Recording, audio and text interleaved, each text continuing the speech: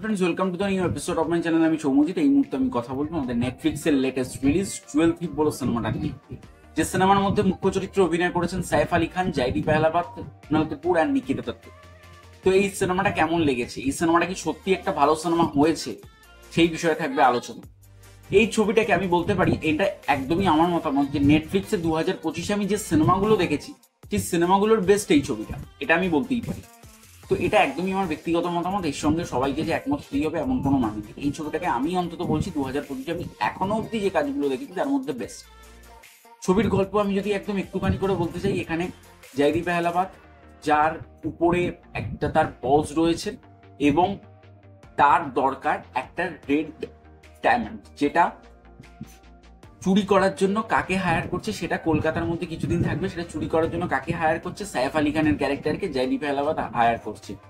এবার সাইফ আলী খান কি মেথডে সেটাকে চুরি করবে, কিভাবে সেটাকে নেবে, তো এটাই থাকবে, এটাই হবে সিনেমাটা। এবং কুনাল কাপুরের ক্যারেক্টার, তিনি একজন ইনভেস্টিগেশন অফিসার, তিনি এখানে সাইফ আলী খানকে কিভাবে ধরবেন, তিনি এখান থেকে সাইফ আলী খানকে ধরার জন্য খুব ব্যতিব্যস্ত হয়ে গেছেন, তিনি কিভাবে ধরবেন।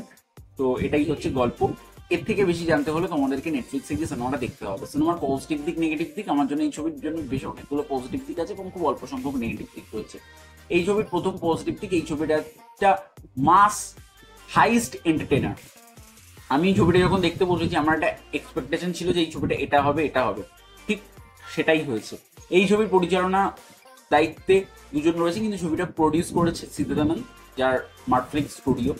তো সিদ্ধার্থানন্দের একটা কাজ আমরা যখন দেখি সেটা নিয়ে আমাদের একটা এক্সপেকটেশন থাকে যে ছবিটা কিন্তু এখানেও হয়েছে, যেটা আমাদের এক্সপেকটেশনটা পুরো রাখতে পেরেছে কিনা সেটা থাকবে এই ভিডিওর মধ্যে বলবো, তবে কিছুটা তো এক্সপেকটেশন রাখতে পেরেছে।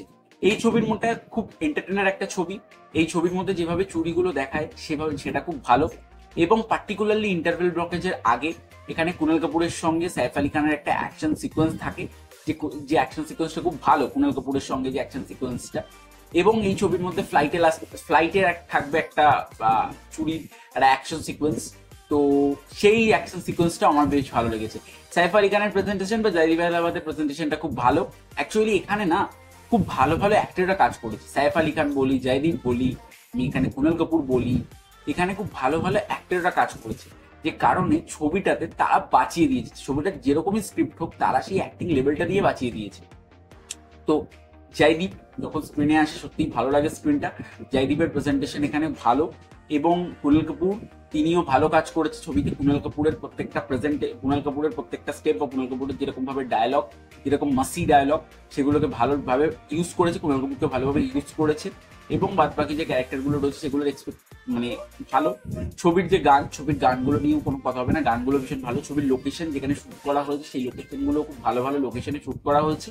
এবং এই ছবির মধ্যে যেরকম ভাবে ভিজুয়াল করা হয়েছে, সেই ছবির কালার গ্রেডেশন বা ছবির ক্যামেরার কাজ, এগুলো কিন্তু ভালো।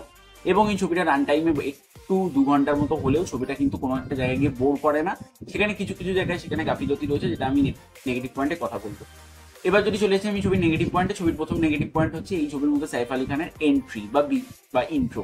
আমরা সবসময় এক্সপেক্ট করি একটা হাইস্ট মুভিতে একটা হিরোর ভালো এন্ট্রি দেখতে পাবো, এটা কিন্তু ভালো এন্ট্রি এখানে দেখায়নি সাইফ আলী খান। সাইফ আলী খানের ক্যারেক্টারটা যখন পরিচিত হচ্ছে তখন সেটা কিন্তু ভালো এন্ট্রি হয়নি। সাইফ আলী খানের ক্যারেক্টারটা আরো ভালো এন্ট্রি দরকার ছিল। এবং তাছাড়াও এই ছবির মধ্যে নিকিতা দত্তের ক্যারেক্টার, তিনি ভীষণ বোরিং এই ছবির মধ্যে ক্যারেক্টারটা। তাকে এখানে ভালোভাবে একদমই প্রেজেন্ট করা হয়নি, না তাকে একটা হটভাবে প্রেজেন্ট করা হয়েছে, না তার মুখে ভালো ডায়লগ দেওয়া হয়েছে, একদমই বাজে।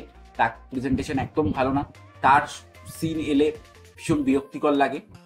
এবং এখানে জাইদি পেহলাবাদের যে একটা পাস্ট তো রয়েছে সেটাকে পুরো জড়াখিচুড়ি করে দিয়েছে, সেই পাসটাকে দেখাইনি ভালোভাবে, সেই পাসটাকে ছবিতে স্পেসই দেয়নি।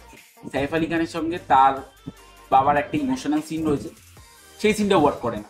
তো এইগুলো তো ডেফিনেটলি গাফিলতির পয়েন্ট। যাই হোক, এগুলো হচ্ছে ছবির পজিটিভ দিক, নেগেটিভ দিক। আমার জন্য ছবিটা বেশ ভালো লেগেছে। আমার জন্য ছবিটার personal rating 4.5/5। It's a very good watch. প্রত্যেকে আপনারা যান নেটফ্লিক্সে গিয়ে ছবিটা দেখুন, দেখে জানান কেমন লাগলো। ভালো লাগলে লাইক, কমেন্ট, শেয়ার, সাবস্ক্রাইব এবং বেল আইকনটি ক্লিক করবেন, যাতে আমার সমস্ত ভিডিও আপনাদের কাছে সকলের আগে পৌঁছে। দেখা হচ্ছে পরবর্তী ভিডিও, ততক্ষণের জন্য টাটা।